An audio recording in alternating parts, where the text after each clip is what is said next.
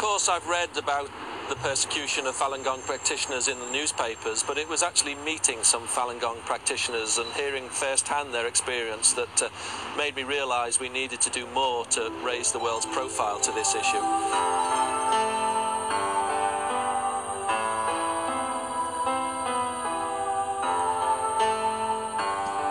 Falun Gong's guiding principles are truthfulness, compassion, and forbearance.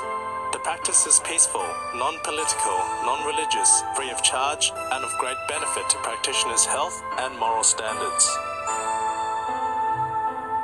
Introduced to the general public in 1992 by Mr. Li Hongzhi, Falun Gong is practiced in over 50 countries around the world. Before the crackdown, 100 million people were practicing Falun Gong in China, more than the members in the Communist Party. Afraid that the movement was a threat to his power, Jiang Zemin initiated a ban on Falun Gong in 1999. He thought that he could eliminate Falun Gong in 3 months, but he was wrong. To see such terrible persecution for me, it was just absurd. And I couldn't understand at first why it was happening. I felt, my duty was to talk about human rights and freedom, because it's very important. I couldn't understand why they were persecuting such good people.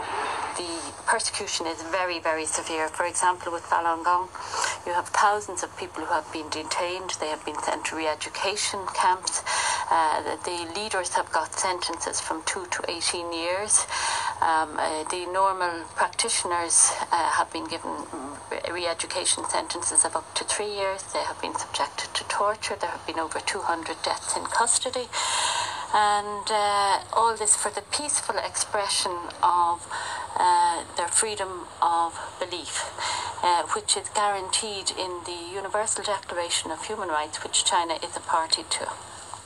I am a master degree student in university in the UK, and I went back to China in 1999 just because we are Falun Gong practitioners. We were arrested for 7 days, and they beaten us. Although I was an 8-month pregnant woman. After several days, they deported us back to the UK, and just 1 month later, my daughter Minghui Yu was born in Swansea. They told me that if we carried on practicing Falun Gong, my daughter Minghui would never be registered, and she would never get her own passport. Since then, we have no choice. We had to be asylum seekers.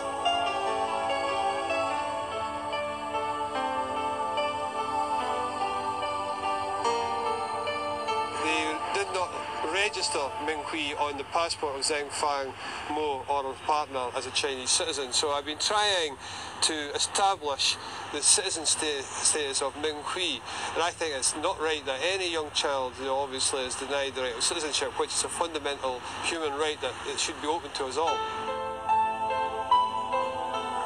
I think the case of Zhao Ming in particular highlighted in a very specific way the problem that exists for people who practice Falun Gong, and the fact that he had been a student here, was living in Dublin, made it very real for many people, and I think as well forced the Irish government to take it up in a very specific way when the Chinese Premier was here in Ireland some time ago.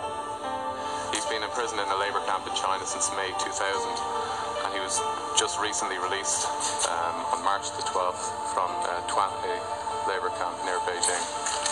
And we're here today to welcome back to Trinity and to his new life, Zhao Ming. During a period of 2 weeks, I was only allowed to sleep only 1 to 2 hours each day during the 2 weeks period. And on some other occasions, we are physically punished, forced to do a kind of military squatting for a very long time, more than 10 hours a day. And it's really very bad to my legs. Now I still feel having no feelings at the bottom part of my legs. Just 2 weeks before I get out from the living camp, 5 policemen using six electric batons to shock me all over the body.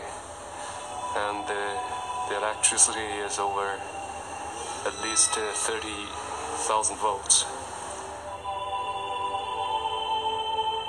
We want the Irish government and other European governments to put real pressure on the Chinese authorities, and I think that the pressure has to be stepped up considerably. It is just not good enough that people are in large numbers, or in any numbers, being persecuted, being thrown out of their work, being imprisoned, being sent off to camps and so on for their beliefs, when they are obviously not in any way interfering with other people's rights or doing criminal or other damage. The crackdown of Falun Gong is really going ahead in a very brutal way. We have been following the situation since summer 1999, and when we got the first news about deaths in prison, we had